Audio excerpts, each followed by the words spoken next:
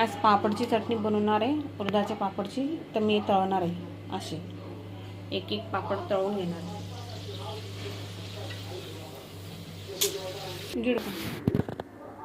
बघा, मी हे पापड आता तळून घेतले.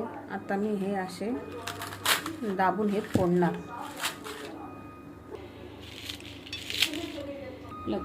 बघा, आता मी याच्यात चुरा केला आहे. आता याच्यात मी हळद तिखट टाकणार. बघा, मी याच्यात हळद तिखट टाकली. हळद बिलकुल एवढीशी टाकली. तिखट मीठ टाकले. आणि आता हे वरती ना मी तेल गरम केलं आहे, हे टाकणार त्याच्यातलं. हे तेल याच्यात मी टाकणार, म्हणजे थोडं गरम केलं आहे ते. त्याच्यात मी पापड तळायला होतो ते टाकणार.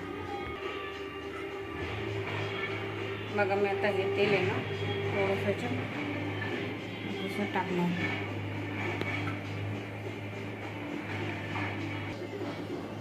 बघा, आता हे मी मिक्स करेन. बघा, पापड आणि चटणी पापड झालेला आहे. आणि ही चपाती, आणि हे खायला चांगलं लागतं. बघा, ही पापड चटणी झाली आहे आणि चपातीसोबत खायला चांगलं लागते. माझ्या चॅनलला लाईक करा, सबस्क्राईब करा. थँक्यू.